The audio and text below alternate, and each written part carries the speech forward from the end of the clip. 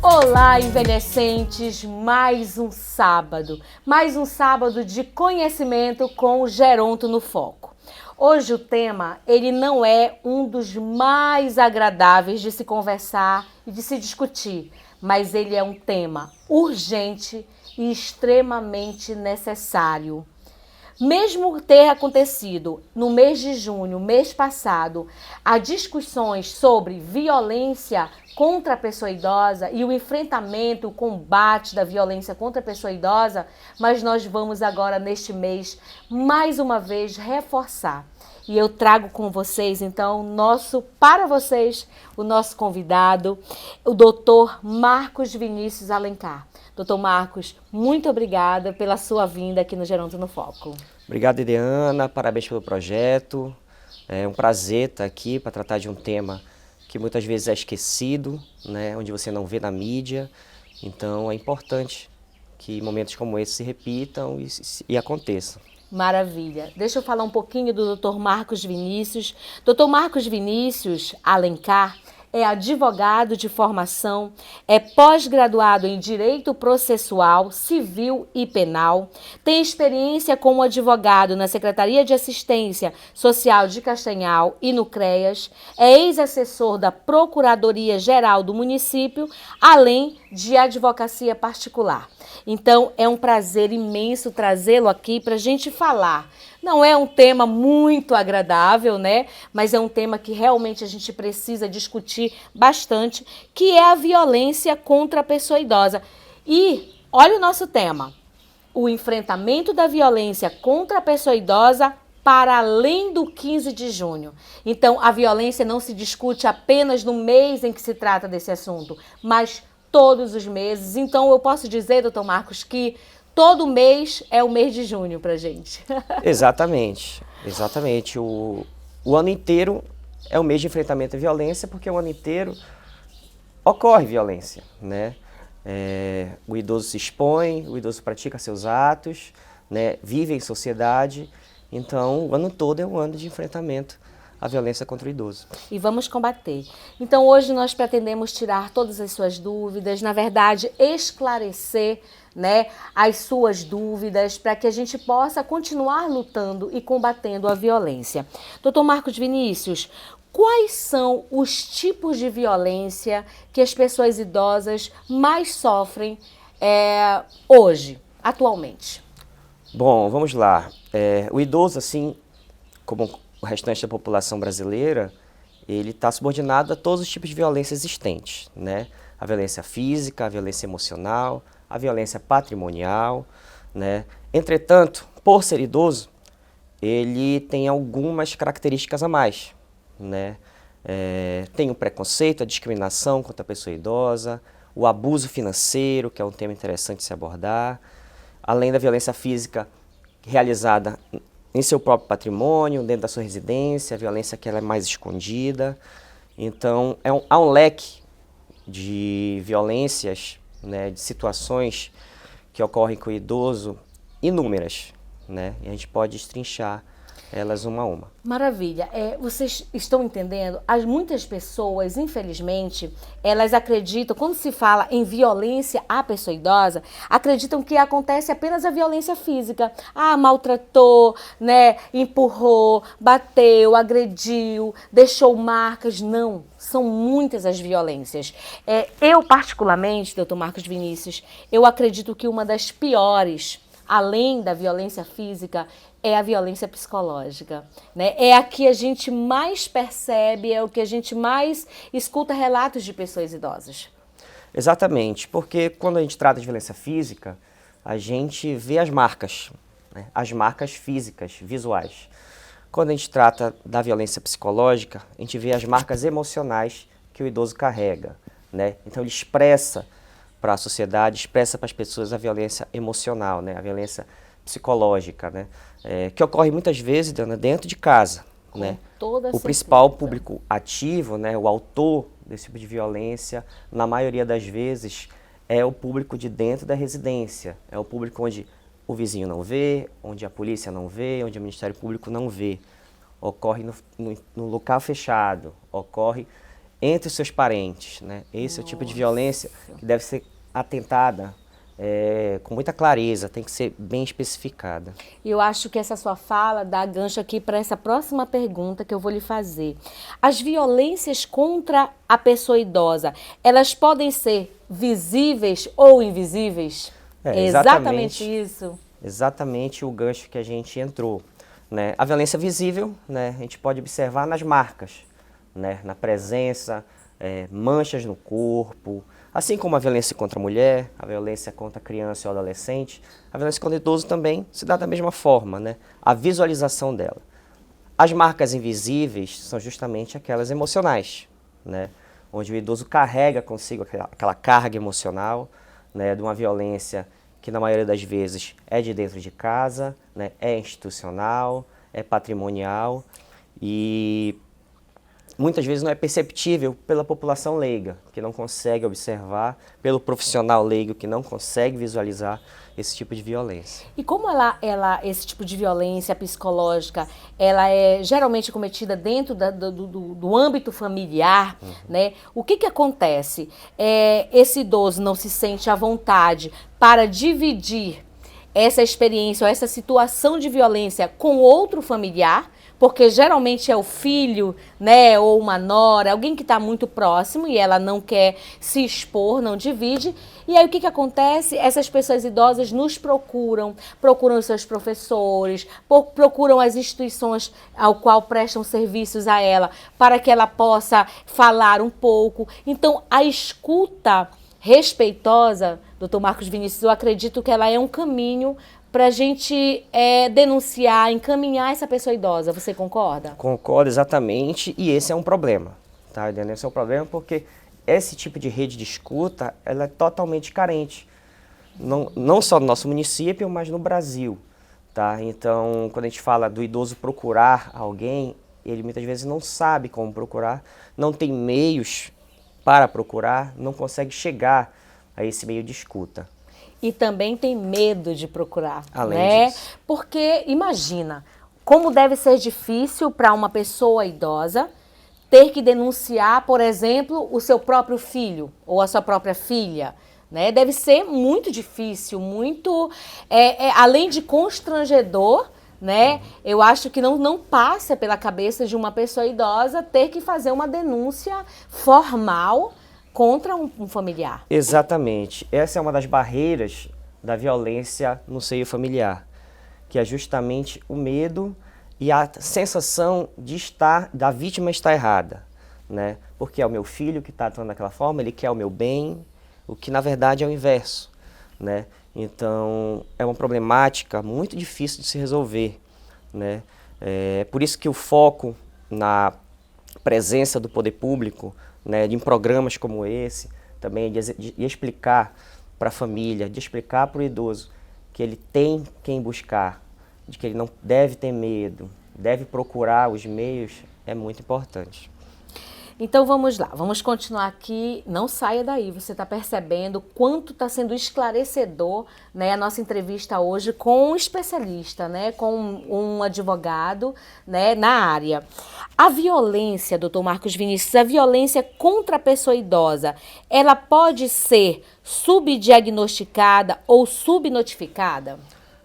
Exatamente, né? Você sabe que nós temos diversos institutos de pesquisa, né, que servem de base para legislação, que servem de base para procedimentos dos órgãos institucionais. Entretanto, ela não consegue alcançar todas as violências que ocorrem, né? Não consegue notificar todos os fatos sociais que ocorrem na cidade, que ocorrem no município, que ocorrem nos bairros, né? Porque há diferenças entre esses determinados lugares. Também há de se falar em subnotificação na presença em delegacia, no Ministério Público. Então, a violência física, ela é muito mais perceptível, ela é notificada, né? quando ocorre. A violência emocional, psicológica, muitas das vezes ela não entra nesses dados, ela não consegue chegar no profissional. Muitas vezes o profissional não é preparado para notificar, para perceber esse tipo de situação. Então é algo que precisa entrar em foco, né? O nome do programa até trata isso aí. Estamos de olho, né? E precisa ser observado, porque é crescente, é invisível, é subnotificado e é crescente. Então é a tríade do problema, né, que a gente precisa seguir e evoluir nesse sentido. Com a sua fala, eu fiquei pensando aqui sobre a questão de ter ou não ter delegacias especializadas, por exemplo, uma delegacia do idoso. Nós sabemos que na nossa capital, né, Belém, tem a delegacia do idoso. Na nossa cidade ainda não tem e a maioria das cidades do interior.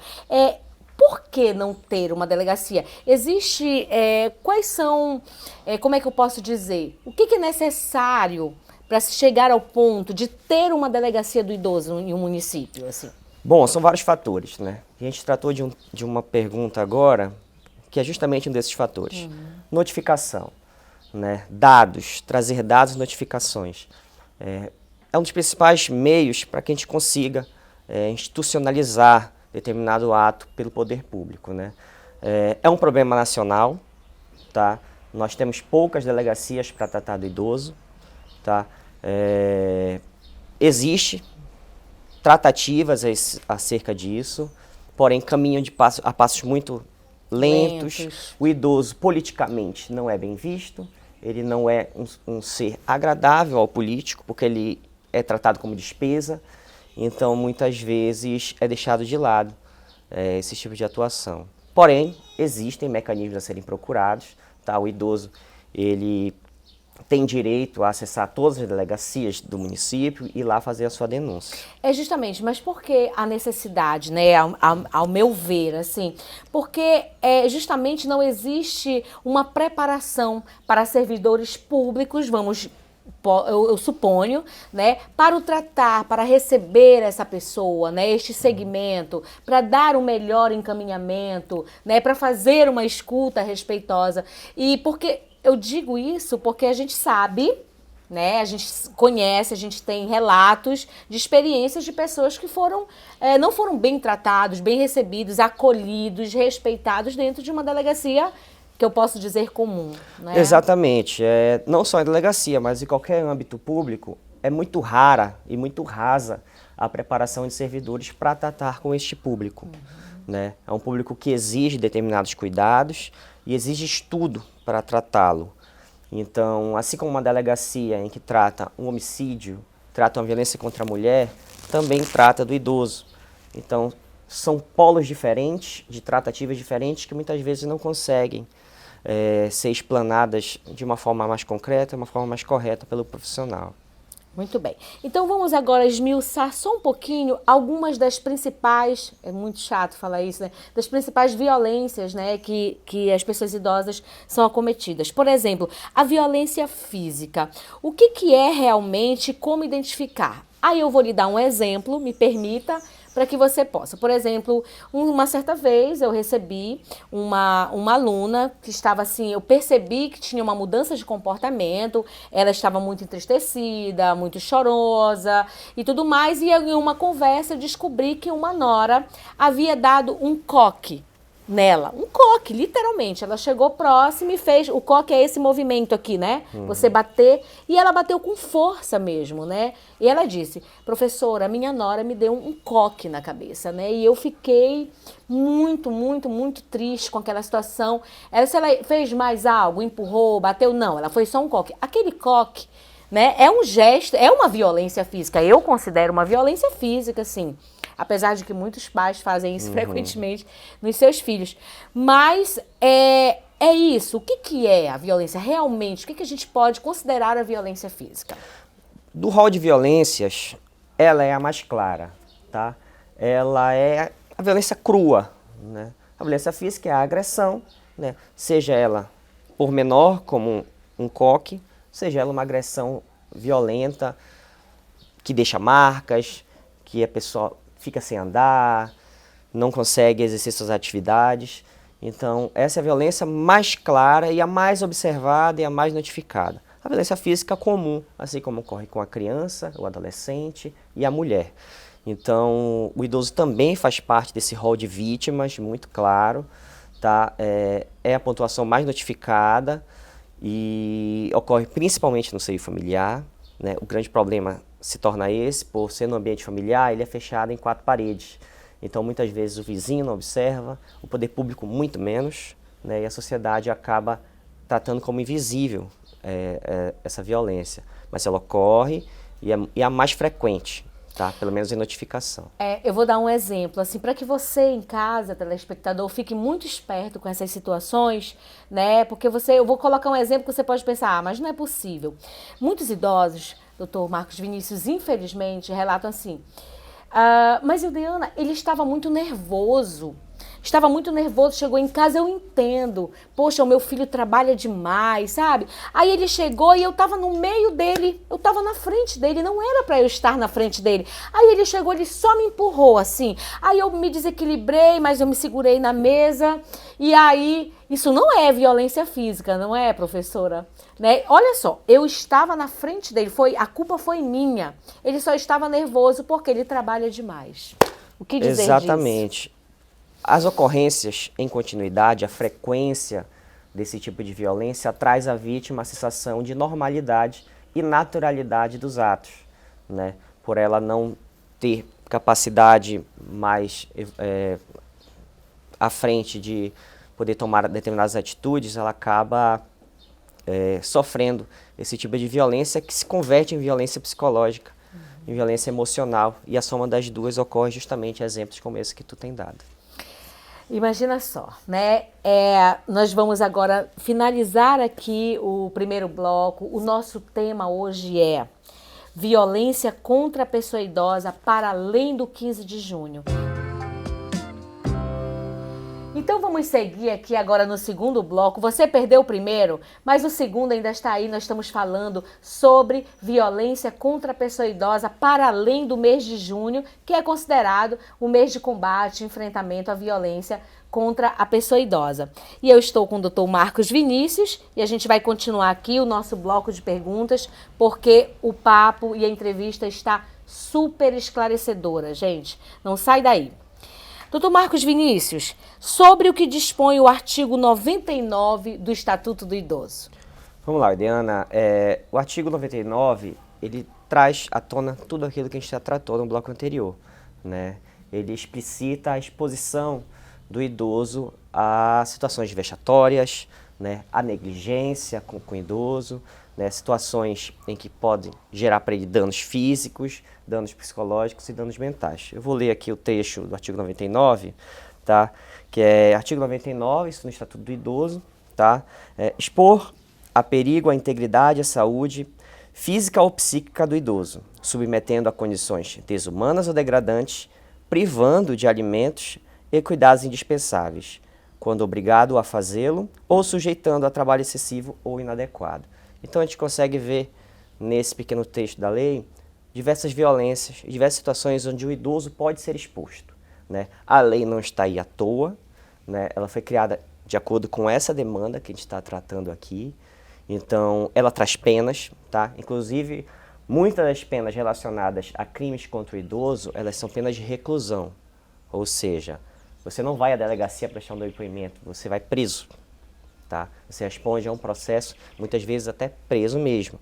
Então, por isso que há esse cuidado, né? O legislador teve esse cuidado ao tratar disso, porém, a gente sabe que muitas vezes a fiscalização, chegar a esses pontos, ainda são muito difíceis. Você conhece o Estatuto do Idoso? Se você não conhece, já está na hora de tê-lo, né? Porque não adianta também apenas ter ouvido falar. Você precisa ter ali o estatuto, andar com ele dentro da bolsa, andar com ele porque tem até o tamanho de bolsa, Exato. Andar com ele dentro do bolso. Se você é mais moderno, tem seu smartphone, baixa lá o Estatuto do Idoso. O importante é você estudar. Não adianta ter apenas também ali o documento físico e não ler, não conhecer. Então ficou curioso? curioso para ler os outros artigos além do 99, vai lá no Estatuto. O Estatuto ele foi sancionado pelo presidente Lula, né, no 1º de outubro de 2003 e está aí para a gente poder conhecer. Doutor Marcos Vinícius, vamos agora falar um pouquinho de outro tipo de violência, ou será que não é? Ele vai já responder para a gente. Abuso psicológico também é violência? Também é violência e é de um rol muito importante, né? O abuso psicológico, ele ocorre em todos os tipos de violência, tá? Ele está implícito e muitas vezes ele é a principal violência, né? Quando muitas vezes ele é a principal violência? É porque ele é utilizado de maneira, quando o idoso é taxado como idoso, né? Quando o idoso ele é impossibilitado de realizar suas atividades, ele é barrado, né, no nosso linguajar. Ele é humilhado, ele é tratado de forma depreciativa, né? Ocorre, mais uma vez, muito dentro do ambiente familiar e no ambiente institucional, né? Quando ele precisa do serviço público, quando ele precisa do serviço privado também, ele é tratado dessa forma. Esse é o abuso psicológico, é o abuso emocional. Dentro da minha experiência com envelhecimento humano, né, que já vem aí uma caminhada de 22 anos, eu pude perceber, enquanto profissional, vários. E eu percebi também, doutor Marcos Vinícius, que muitas pessoas idosas não percebem que aquilo que elas estão vivenciando é abuso psicológico. Você me permite dar alguns exemplos? Vamos lá. Você é caduco. Você não tem mais idade para fazer tal coisa. Isso não é mais para você. Te aquieta em casa, não precisa mais ficar andando por aí, você já está velho. Você não é mais capaz, né? Olha, isso aí já não é mais para você, você não pode, você não deve. Tudo isso colocado de forma insistente, diária, para a pessoa idosa, isso é abuso psicológico? É abuso, é descrito em lei, tá? O artigo 19, no parágrafo 1º, trata de expor o idoso a situações vexatórias emocionais, né? Então, é crime, tá? Muito. Você poderia repetir? É o quê, doutor Marcos Vinícius? É crime. É crime, vocês estão escutando. Então, é visível, né? No ambiente público, você vê o idoso na rua, quando ele precisa de um serviço público, quando ele está com os seus parentes dentro de casa, aquele idoso que é privado dentro de sua casa, que não pode sair, porque você está muito velho, porque você não pode fazer tal coisa. Então, é muito comum e muito visível. Agora, assim, tem mais, com a sua fala, eu me recordo em mais algumas coisas. Por exemplo, o idoso não perceber, né? Por mais uma vez, às vezes, isso acontecer em âmbito familiar, ele fala assim, mas eu acho que ele tem razão, eu acho que fulano tem razão. Ele fala isso porque eu já tenho que ficar mesmo quietinha, não posso mais falar, eu tenho que não me opor em nada, eu não preciso participar dos problemas da família. Ele acaba, com tanta violência, doutor Marcos Vinícius, ele acaba acreditando nisso? Exatamente, né? A violência psicológica, o sofrimento psicológico, ele traz uma das principais características do ser humano, que é a autoestima. Ele traz a perca da autoestima. Então, para o idoso que já vivencia uma série de limitações físicas, uma série de limitações emocionais, a perca da autoestima é muito grande. Então, leva ele a crer que muitas vezes ele está errado, leva ele a crer de que aquilo faz parte da vida dele e que aquele sofrimento é o comum, é o cotidiano, o que na verdade não é e precisa ser combatido. Olha, que bom. Muito obrigada pela sua fala, assim, muito esclarecedor. Vocês estão acompanhando, né? Eu espero que você que esteja me assistindo não esteja passando por essas situações agora. E se estiver passando, dê um basta nisso, não se cale, lute, né? Ninguém precisa passar, principalmente você, pessoa idosa, passar por esse tipo de violência. Doutor Marcos Vinícius, vamos falar de outro tipo de violência, também não sei, ele vai falar pra gente se é. Abuso financeiro também é considerado uma prática de violência? Perfeito, é claro que é violência, tá? Esse é o tema, talvez dos temas trazidos até aqui, o que é menos abrangido, tá? Violência financeira, ela é muito presente, tá? Ela é tratada de forma comum, tá? É importante a gente relatar isso, tá? De forma comum, que muitas vezes os filhos tomam de posse dos cartões de banco, tomam de posse dos benefícios e passam a cuidá-lo. O que não é nenhum problema, desde que o idoso não fique desamparado, né? Desde que a vontade do idoso, enquanto pessoa capaz, seja obedecida, né? Então a gente vê com muita frequência esse tipo de violência acontecer. Não é fácil de se identificar. Eu confesso que na minha atividade profissional é comum observar esse tipo de situação ocorrendo. Há poucos mecanismos para evitar esse tipo de violência. Há poucas campanhas acerca disso. Por isso que é um tema que precisa ser tratado com bastante inteligência e notariedade. Então, assim, doutor Marcos Vinícius, deixa eu colocar uma situação e aí você me diz, né, se tem lógica ou não.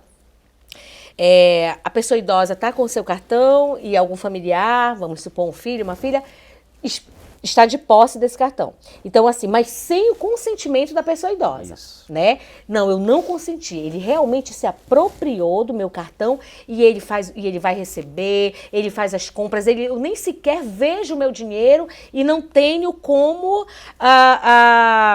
gerir isso, né? Eu não tenho como administrar a minha renda. Isso é abuso financeiro, isso é crime. Exatamente, né? O próprio Estatuto do Idoso, mais uma vez, ele traz no artigo 104, tá? Reter documento, né? Reter os cartões magnéticos, até tá de forma explícita esse termo, né? Não trazendo ao idoso a dignidade de vida, né? Não utilizando dos proventos que aí eles são garantidos por lei, né? Como aposentadoria, sim, benefícios e demais rendas do qual ele possa ter, de ter seus proventos recebidos, né? Alimentação, moradia, vestimentas e tudo mais. Então, a violência financeira se caracteriza nesse ponto, quando o idoso acaba sendo abandonado nesse sentido financeiro. Ah, tá. Então, agora vamos para outra situação que eu acho que é bem distinta. Eu tenho meu cartão, mas eu tenho consciência e eu permito que o meu familiar esteja com esse cartão porque eu não tenho mais condições físicas de me deslocar até uma agência bancária ou de fazer meus pagamentos. E aí, esse filho pega, faz o saque, ele presta a conta comigo, ele me diz como aqui está aqui o seu extrato, recebeu tanto, você precisa comprar o quê, pagar o quê, eu faço essa prestação de conta. Isso, mas o filho está ali de posse daquele cartão porque faz isso todos os meses. Isso já não é abuso financeiro. Já não é abuso financeiro e a tua fala é quase um manual do que deve ser feito em relação a esse tipo de atuação com a pessoa idosa, né? Muitas vezes o idoso não tem condições físicas ou motoras de ir ao banco, de determinadas agências ou órgãos públicos para receber seus proventos e atividades. Então, cabe justamente ao familiar, né, que tem a obrigação, né, de estar lá prestando a sua assistência ao idoso, de fazer tais atos. Então, justamente, a prestação de contas, a ciência do idoso do que está sendo feito com seus proventos, ela é fundamental para caracterizar a legalidade do ato. Vamos a uma situação que eu vivencio muito, assim, que idosos me relatam muito, eles têm muita preocupação. Toda vez quando a gente fala em violência, né, financeira para pessoas idosas, e a gente, durante as palestras, as orientações, eles ficam preocupados, puxa, será que isso acontece? Por exemplo, geralmente um avô e uma avó que tem uma condição financeira, né, ele presenteia seus netos, né, com recurso financeiro mesmo, em espécie, ou então ele compra algo material para um neto, uma calça jeans, um tênis e tudo mais, e ele é criticado por muitas vezes pelo restante dos familiares que não são, né, que não são presenteados, vamos supor, né? Mas esse idoso, ele consegue fazer esse repasse, ele consegue fazer essa ajuda financeira, seja na educação, seja, né, em outra situação, mas isso não está prejudicando a sua condição. Por exemplo, ele não deixa de se alimentar, ele não deixa de fazer as outras coisas. Sempre tem essa dúvida, sabe, doutor Marcos Vinícius? Eles ficam preocupados, poxa, será que eu fazendo isso para o meu neto, pagando uma faculdade, ajudando aqui, isso é abuso financeiro? Não, de forma alguma, desde que o idoso faça isso de sua livre e espontânea vontade, tenha capacidade para realizar tais atos. Ele pode pagar a escola do seu neto, ele pode ajudar um filho em detrimento de outro. É o direito dele enquanto ele possuir capacidade para isso. Tá? É claro que há uma série de limitações em relação à transferência de bens, doações. Isso é uma matéria que a gente pode tratar em outro momento. Mas desde que ele tenha capacidade, assim como qualquer um de nós, ele pode cometer todos os atos da vida civil. Muito legal. E violência patrimonial? O que é violência patrimonial, né? Você achava, talvez depois da fala do Dr. Marcos Vinícius, você nem imaginava que poderia ser um tipo de violência. Você poderia dar exemplos ou especificar melhor o que seria a violência patrimonial? Bom, a violência patrimonial, ela é, como o próprio nome já diz, patrimonial do patrimônio do idoso, né? Há sempre uma disputa, né? Principalmente dos filhos, né? Das pessoas próximas do idoso em relação ao seu patrimônio conquistado, seu patrimônio adquirido, né? É importante a gente tratar nesse tema de que não existe herança de gente viva, tá? Então, não se pode dividir os bens de determinada pessoa em vida ainda. Então, a briga já começa nesse momento, né? E muitas vezes o idoso é deixado de lado, aí vem a rede das violências que ocorrem em relação a essa violência patrimonial, né? O idoso tem a sua casa, aí os filhos começam a tomar de conta, aí bota o idoso para morar numa casinha no fundo da casa. Então, foge completamente da legalidade, né? O idoso tem pleno direito da sua residência, pleno direito do seu patrimônio, né? das suas coisas, sua roupa, do celular, geladeira, televisão, a tudo ele pertence, tendo ele capacidade ou não, né? Aí ele tem que ser garantido o acesso aos seus meios dentro de casa e à sua residência também. Eu novamente vou fazer mais uma comparação e aí o Dr. Marcos Vinícius me fala se é uma comparação muito grotesca ou se eu estou no caminho certo. Durante esse meu convívio com pessoas idosas, eu já vejo duas situações. Uma é, professora Ildeana, eu estou dividindo tudo em vida. Eu não quero, é muita confusão, eu tenho 3 casas, eu tenho 3 filhas, eu já disse que casa tal é de fulano, casa tal é de ciclano, porque eu não quero, eu sei que dá confusão, porque eu vejo tudo isso. Isso é uma situação. E a outra situação, eu não quero nem saber, tudo é meu, depois que morrer, se quiserem vão brigar, vão discutir, eu não quero saber. Então, eu sempre ouço isso há muitos anos, né? Sobre essas situações, né? O que é correto, o que é violência ou não, enfim. Bom, as duas situações que tu trouxe, elas são muito perceptíveis, né? São os dois modos operantes que existem nessa faixa etária em relação a esse tema, né? E nas duas a legalidade, tá? A legalidade, o idoso pode decidir que se resolvam os problemas dele após o seu falecimento, que a própria legislação trata isso, né? A questão da herança, o inventário. E pode também, já em vida, realizar vários procedimentos para que haja essa divisão e que, no fim, evite briga, evite problemas judiciais e evite demais prejuízos à família, né?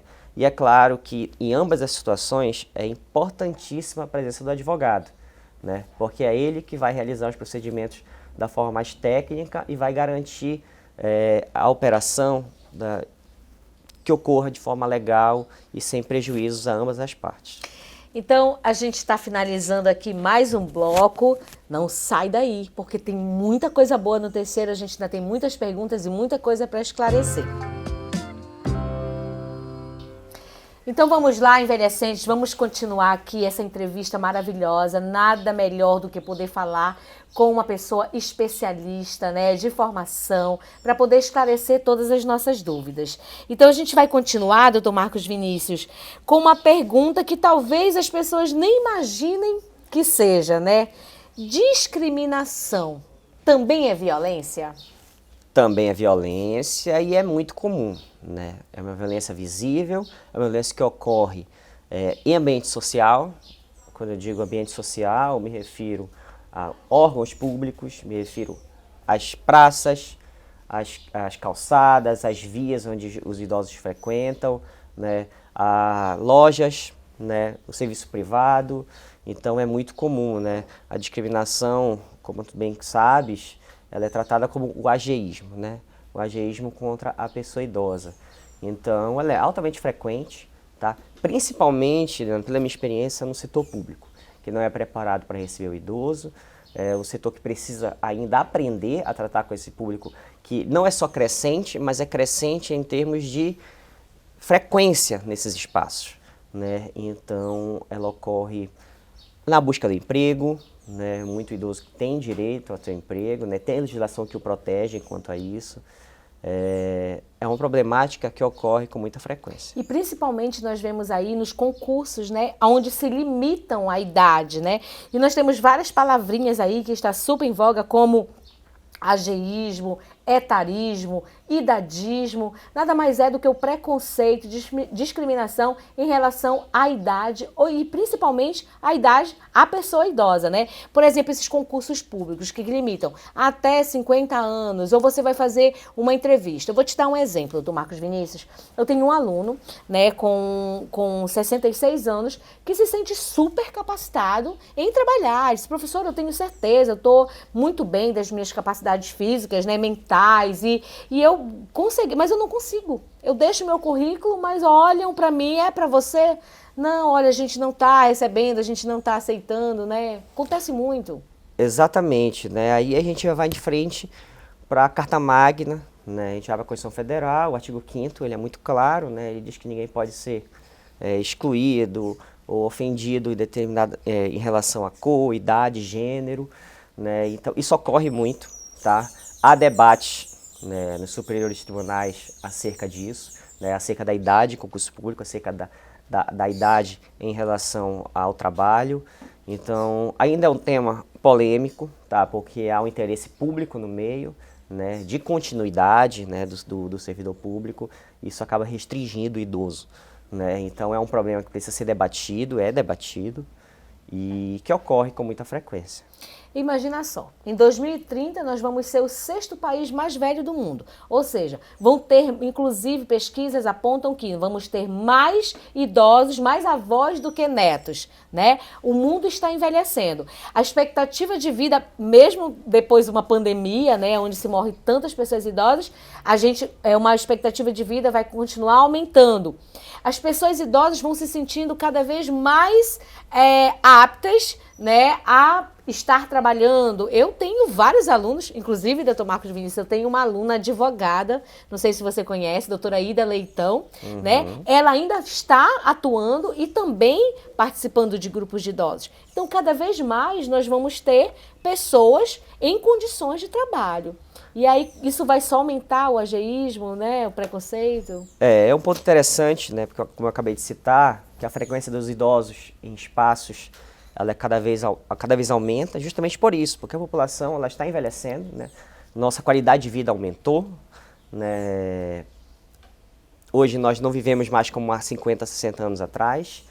A liberdade do idoso de frequentar esses espaços ela é plena, né? A gente luta para que ela seja plena. Verdade. E é o direito do idoso de trabalhar, de viver em sociedade, ter políticas públicas voltadas justamente para o envelhecimento, para que o envelhecimento seja saudável. Então, isso é comum e a nossa luta é para que o ageísmo, o etarismo e essas práticas criminosas, né, elas sejam expurgadas da sociedade.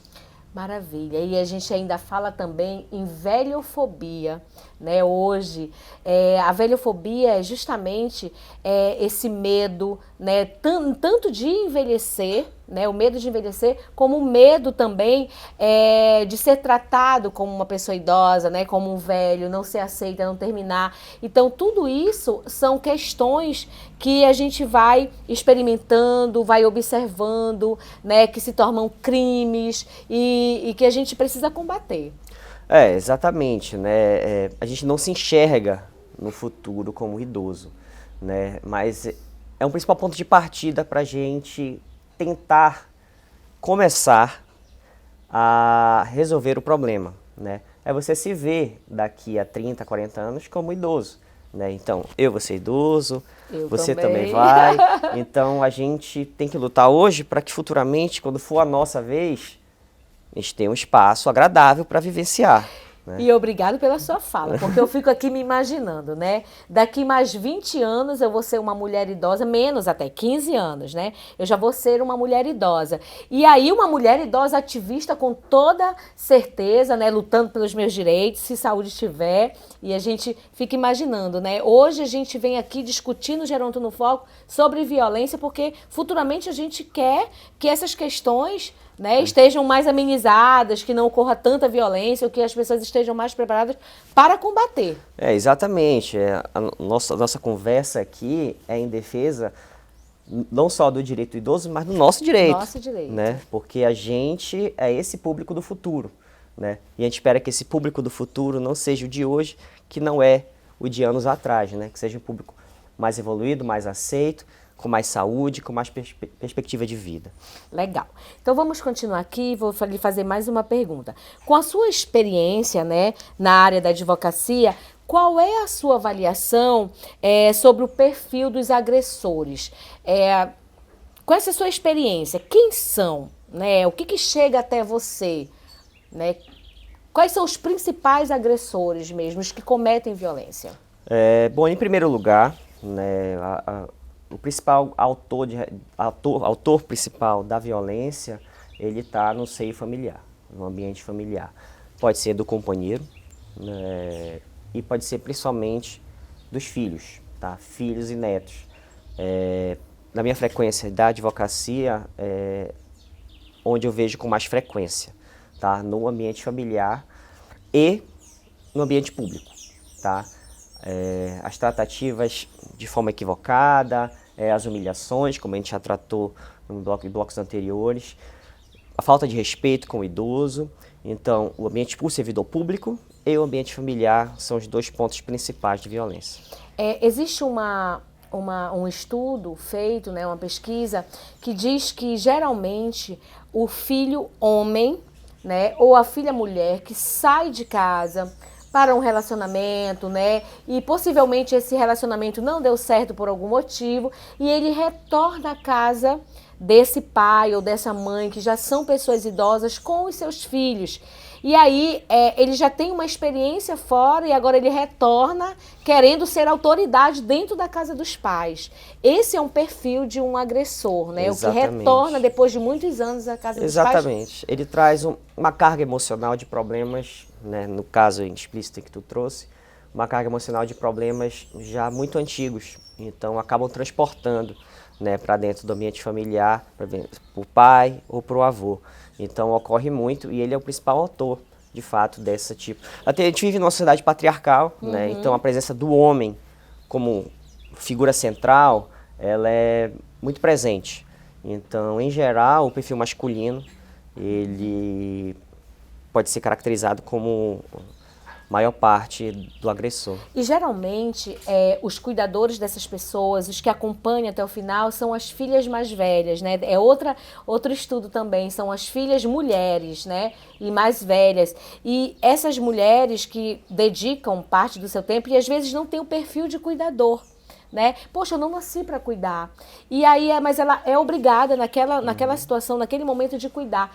E sem paciência, sem ter perfil, acaba cometendo violências contra. Exatamente, até sem entender muito, né? Não há aquela sensibilidade, porque não há estudos, não há programas como esse para efetuar esclarecimentos para os familiares, para os órgãos públicos, para os servidores públicos. Então, é muito comum, né? A violência imperceptível, né, que a pessoa acaba gerando, mas que precisa ser observada. Então vamos lá. E aonde eu posso denunciar? Você, telespectador, né, que está agora nos escutando, poxa vida, eu sei de vários casos, isso está acontecendo na minha família, mas eu não sei como iniciar, eu não sei por onde começar. Você poderia dar todas essas orientações? Bom, vamos lá. Tá? A gente tem diversos meios de busca, tá? Para flagrantes, né? Para narrativas, para você narrar o seu problema, para o vizinho, você parente mais distante, você que vive em situações de violência, poder encontrar, tá? No primeiro passo, no primeiro momento, a gente tem a busca interna, a busca em casa, por telefone, tá? Tem o Disque 100, que é o Disque Direitos Humanos, tá? Você vai ter a sua identidade preservada, você vai encaminhar por telefone a narrativa do problema, a narrativa da agressão, a narrativa da violência, e vai ser encaminhado aos diversos pontos da cidade, do estado e até nacionalmente, para que haja uma investigação, haja um tato desse tipo de tratativa. Tá? Além disso, nós temos em foco, pelo menos na nossa cidade, a Delegacia da Mulher. É um centro especializado para receber essas demandas. Né? A Delegacia da Mulher, assim como Infância e Juventude, elas recebem as tratativas do idoso quando não há uma delegacia especializada. Né? Porém, em qualquer delegacia você pode ir lá fazer a sua denúncia.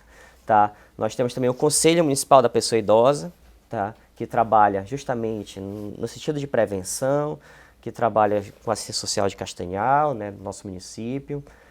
Você pode procurar na Casa dos Conselhos, se eu não me engano, eles ainda estão. Sim. E o Ministério Público, né, que é o órgão defensor do cidadão. Então, são os principais pontos onde você pode buscar apoio. E, além disso, a gente precisa ter em foco que nós todos somos fiscalizadores, tá? Então, não se excuse quando você receber uma denúncia, né, quando você receber um relato em que você, peraí, isso não está legal, isso está fugindo alguns preceitos, né? Estou pensando que isso é uma violência, então a gente pode procurar qualquer cidadão, é dever nosso de fazer a fiscalização. E também está no Estatuto do Idoso. Se você sabe de um caso, se você está ali convivendo, né? Se você faz o flagrante e você não denuncia, você é criminoso também, porque você está sendo conivente, né?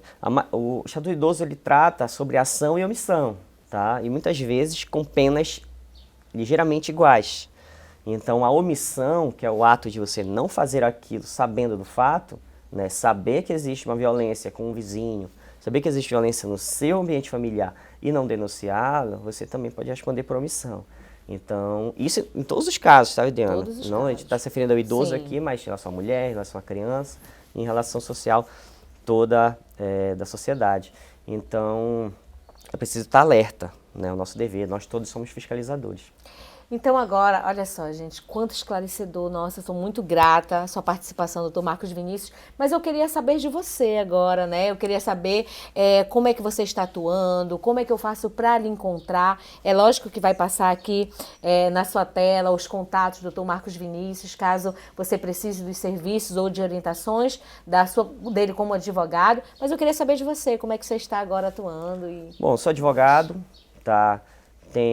Adquiri essa experiência em trabalho em relação ao Estatuto da Pessoa Idosa, com idosos, né? Advoguei na Secretaria de Assistência Social de Castanhal, então já trago essa carga, né, de trabalho e de experiência. Atuo em casas cíveis e criminais, né, também relativas ao idoso.